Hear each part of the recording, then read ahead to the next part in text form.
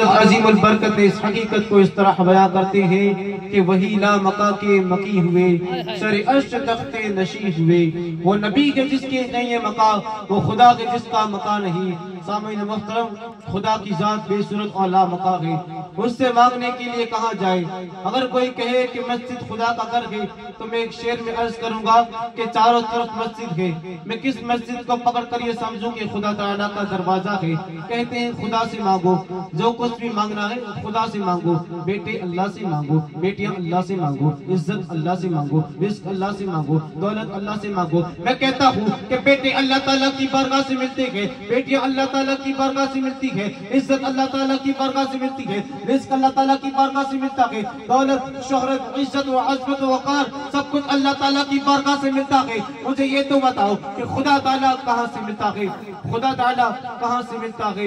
اول محمد اول خدا،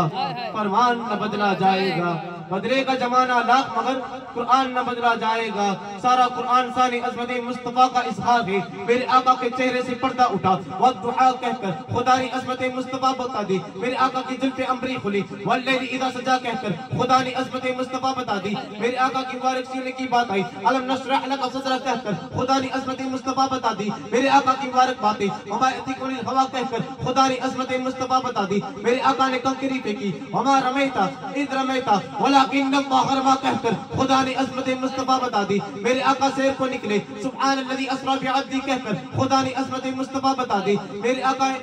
کی عطا کی بات آئی انا اعطیناک الکوثر کہہ کر خدا نے عظمت مصطفیٰ بتا دی، میرے آقا رب کے حضور پہنچے قاب قوسین یا ادنیٰ کہہ کر خدا نے عظمت مصطفیٰ بتا دی، میرے آقا کی رحمت کی بات آئی وما ارسلناک الا رحمۃ للعالمین کہہ کر خدا نے عظمت مصطفیٰ بتا دی، میرے آقا کی نبوت کی بات آئی ما کان محمد ابا احد من رجالکم ولکن رسول اللہ خاتم النبیین کہہ کر خدا نے عظمت مصطفیٰ بتا دی، خدا نے عظمت مصطفیٰ بتا دی۔ سامعین محترم،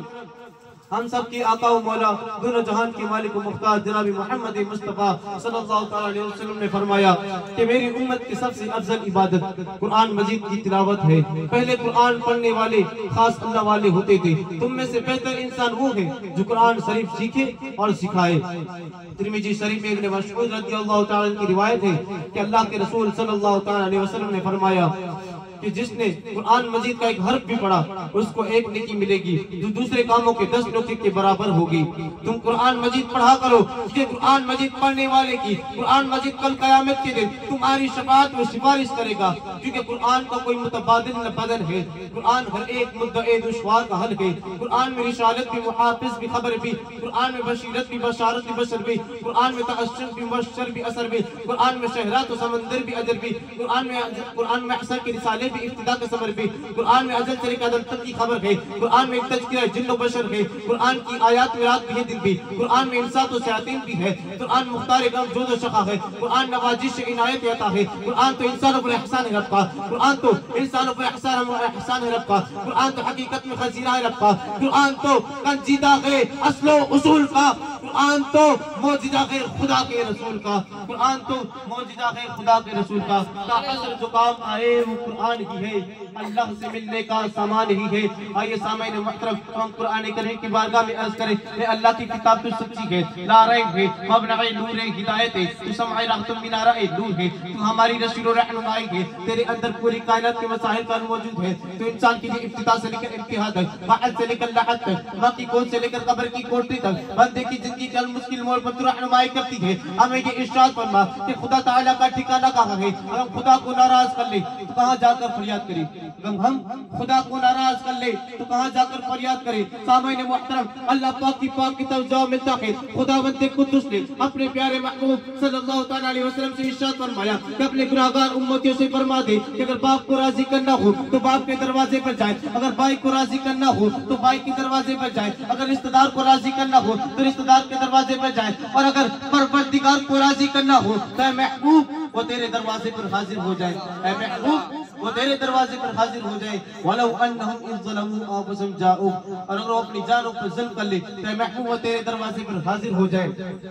اے محبوب اعلان کر دو اگر کوئی گناہگار امتی اپنی جانوں پر ظلم کر کے اللہ کو ناراض کر لے تو اے محبوب وہ تمہارے دروازے پر حاضر ہو جائے، کیونکہ تمہارا دروازہ ہی میرا دروازہ ہے۔ اعلیٰ حضرت عظیم البرکت اشاقی کی ترجمانی کو اس طرح فرمائی ہے کہ وہی رب ہے جس نے تجھے ہم ماتن کرم بنایا، ہمیں بھیک مانگنے کو تیرا ہی راستہ بتایا۔ کوئی کسی نمبردار کا منگتا ہے، کوئی کسی تاریدار کا منگتا ہے، کوئی کسی وزیر کا منگتا ہے، کوئی کسی صغیر کا منگتا ہے، کوئی کسی امیر کا منگتا ہے، کوئی کسی مالدار کا منگتا ہے۔ ہم سنیوں کو ناز ہے کہ احمد مختار کا منگتا ہے، آقا ہمیں ناز ہے کہ ہمارے مالک و مالک نے ہمیں بھیک مانگنے کو تیرا ہی راستہ بتایا۔ اللہ رب العزت نے اعلان کر دیا کہ اگر کوئی مجھ سے ملنا چاہے تو میرے محبوب کی بارگاہ بے کس پناہ میں حاضر ہو جائے، کیونکہ میرے محبوب کا دروازہ ہی میرا دروازہ ہے۔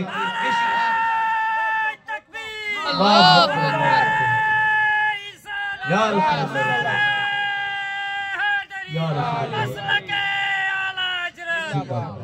کسی عاشق نے کیا خوب کہا ہے کہ کوئی کہتا ہے کہ خدا کعبے میں رہتا ہے، کوئی کہتا ہے کہ سر عرش اعلیٰ رہتا ہے۔ ہم فقیروں کا عقیدہ ہے کہ وہ معبود عظیم اپنے محبوب کے جلووں میں چھپا رہتا ہے۔ واہ خدا الحمدللہ رب العالمین۔ سبحان اللہ سبحان اللہ۔